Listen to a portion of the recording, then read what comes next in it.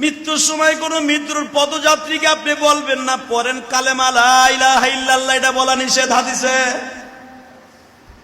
কারণ ওই সময় কি বলতে হবে জানেন? তারে কিচ্ছু বলা যাবে না, শুধু আপনি তার কানে কানে কালেমা পড়তে থাকবেন, কিন্তু কখনো বলবেন না মা ভাই পড়ো লা ইলাহা ইল্লাল্লাহ, এটা বলা নিষেধ।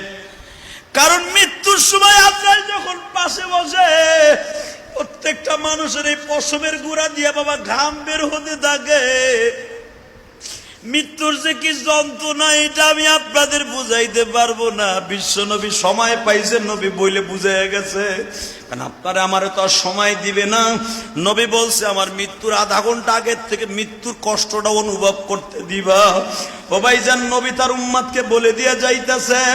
এই জন্য হাদিসে আসছে বুখারীতে, আয়েশাকে আয়েশা দা সাকরাতুল মউত, ও আয়েশা মৃত্যু এত কষ্টকারী, আয়েশা এত কষ্টকর। মা আয়েশা বলে আমি আমার নবীর এমন পড়বে কোনোদিন দেখি নাই এত কষ্ট পাইতে। নবীর আজরাইল সময় দিছে বিদায় বাবা বলে যাইতে পারছে। তোমার আমারে তো আর বলে যাওয়ার সময় থাকবে না। হয়তো মৃত্যুর সময় জবানটা বন্ধ থাকবে, তা না হলে মৃত্যুর সময় তোমার আমার অক্সিজেন লাগানো থাকবে, অথবা তোমার আমার পাশে ভালো কোনো মানুষ থাকবে না, অথবা অ্যাক্সিডেন্ট করে মারা যাব কোনো বন্ধু বান্ধব থাকবে না, অথবা বিমানে আমার মৃত্যু হবে কেউ আমারে দেখবে না। এই জন্য মনে রাখবেন সদা সর্বদাই প্রস্তুত থাকবেন। কারণ মালাকুল মওত কখন চলে আসবে, কখন কাজ স্টার্ট দিবে কেউ জানে না। আমার নবী যখন বললেন ফাতেমা বের হয়ে যাও, ফাতেমা জোরে জোরে আয়েশার ঘরের পিছনে যাইয়া, কারণ আয়েশার ঘর আর উম্মে সালমার ঘর পাশাপাশি বাবা। উম্মে সালমার ঘরে যাইয়া জোরে জোরে বালিশ থাপড়াইতেছে, ফাতেমা বাবা তুমি আমার বিদায় দিয়ে এই ফাঁকে চলে যাইও না বাবা, অন্তত ফাতেমারে দুইটা বুঝ দিয়া যাইও। জোরে জোরে বলতাছে।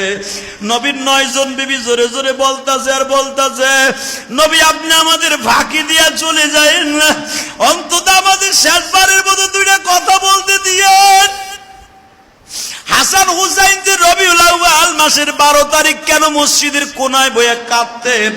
কারণ নবীর ফ্যামিলির ওই দৃশ্য পৃথিবীর কোন মুসান্নিফ লেখা শেষ করতে পারবে না। নবীর আহলে বায়াতরা রবিউল আউয়াল মাসের 12 তারিখ ঘরে বইয়া কান্দে, আর আমার আশেকে শয়তানগুলা 12 রবিউল আউয়ালে কেক কাটে। এ কথা কন না কেন? 12 রবিউল আউয়ালের নবীর আহলে বায়াতরা কান্দে আর আমরা কেক কাটি। দেখো আশেকে রাসূল কারা আর আশেকে শয়তান কারা। ভালো করে হাদিস কোরআন বুঝা তারপর আমল করিও। ঘরের মধ্যে জোরে জোরে আওয়াজ হইতেছে।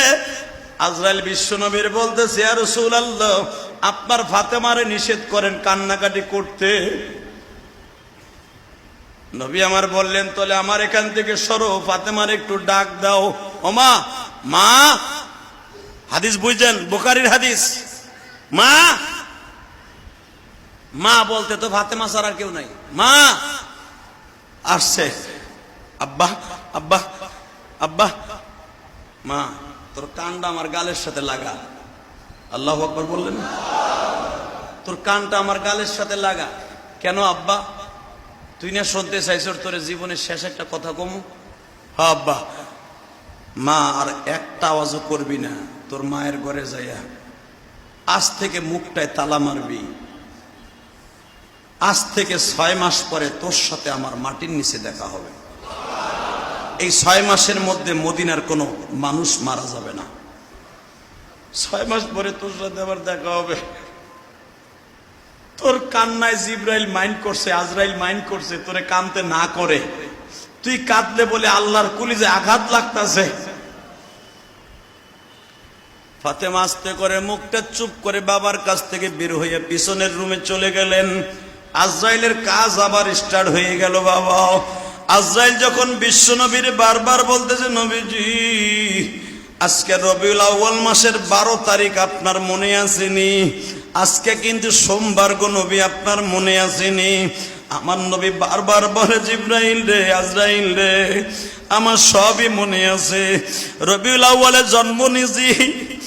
জিবরাইল আমারে আজ থেকে আরো কয়েক বছর আগে বলছে আমার মৃত্যু তারিখও হবে সোমবারে। ও জিবরাইল, তোমার কথাই কি সত্য হয়ে গেল? কিন্তু জন্মের সময়টা হলো সবে সাদেক, মৃত্যু হইল আমার এমন একটা টাইমে যেই টাইমে নামাজ নাই। আজরাইল রে, একটা কথা আমার কাছে বলবানি, আমি নবী চলিয়া যাব, মনে কোনো দুঃখ নাই, শুধু একটা দুঃখ লইয়া ঘুমাইতে যাইতেছি। নবী, আপনার মনে কোনো দুঃখ আল্লাহ রাইকা বিদায় নিতে দিবে না? বলেন দুঃখটা কি? যত কষ্ট আছে আমারে দিও, আমার গরিব উম্মতরে দিও না। হুজুর, আপনার উম্মতের সাথে আল্লাহর ওয়াদা হয়ে গেছে। আপনার উম্মত মায়ের স্তনের দুধ খাইয়া 6 মাসের বাচ্চা, দুধের স্তনের বোটা টানতে টানতে জিহ্বা দিয়ে যেমন কখন ঘুমায়া যায়, ওই বাচ্চাটা যেরকম ঠিক পায় না, আপনার উম্মত গুলা আশেকে রাসূল গুলি দুধ খাওয়া বাচ্চার মতো খাইতে খাইতে, কালেমা পড়তে পড়তে, নামাজ পড়তে পড়তে, আল্লাহর ইশকের আগুন দিয়ে কলিজা জ্বালাইতে জ্বালাইতে, আল্লাহকে ডাকতে ডাকতে, দুরূদ পড়তে পড়তে পড়তে পড়তে কখন জানটা বের হয়ে যাবে সে নিজেও ঠিক পাবে না। দুধ খাওয়া বাচ্চার মতো আপনার সন্তানগুলো, আপনার উম্মতগুলো মৃত্যু হয়ে যাবে। অবাজান, রবিউল আউয়াল মাসের প্রথম জুমায় শুধু মৃত্যুর আলোচনা কেন করলাম? ভালো করে বুঝেন, রবিউল আউয়াল মাসে আমরা 12 তারিখে কোনো আমল যদি করতে হয়, মিলাদ পইরা নয়, রোজা রাইখা নয়, শুধু দুরূদ দিয়া মসজিদের কোনায় বইয়া কানবো আর কানবো ইনশাআল্লাহ। 11 তারিখ থেকে কান্না শুরু করব, 12 তারিখ আসর পর্যন্ত দোয়া করব, দুরূদ পড়ব, আর কোনো ইবাদত করব না। কোন মিলাদ মুলাদ কোনো কিছু দরকার নাই। হ্যাঁ, যদি করতে হয়, বিশ্বনবীর আলোচনা কোথায় হয়? মিলাদুন নবী মানে কি? বিশ্বনবীর জন্ম বার্ষিকী, জন্ম থেকে নিয়ে মৃত্যু পর্যন্ত আলোচনা করার নাম হলো মিলাদুন নবী। যদি কোথাও হয়, ওয়াজ নসিহত হয়, সেখানে যাবেন ইনশাআল্লাহ। আমার ওয়াজ তো পড়ে গেছে ভাই অনেক দূরে, নাহলে তো কইতাম, ঢাকার ভিতরে হইলে কইতাম সব ওখানে যাবেন। 28 তারিখে আমার মাহফিল পড়ে গেছে অনেক দূরে, মানিকগঞ্জ, নাহলে কইতাম যে ভাই আপনারা ঢাকার ভিতরে, কইতাম ওইখানে যে আলোচনা শুনবেন, এটা সওয়াব হইব। হালাকে রবিউল আউয়ালের কোনো রোজাও নাই, নামাজও নাই, কিচ্ছু নাই। আপনার যদি আমল করতে হয়, বৃহস্পতিবার যে দিন আছে রবিউল আউয়াল মাসে, এবার বৃহস্পতিবার পড়ছে, আপনার রোজাটা রাখতে পারেন। বৃহস্পতি, শুক্র, সোমবার এই সামনে আছে, সোমবার রোজা রাখতে পারেন। আল্লাহ রাব্বুল আলামিন আপনাকে আমাকে সহি শুদ্ধভাবে আমল করার তৌফিক দান করুক, জোরে কোন আমিন।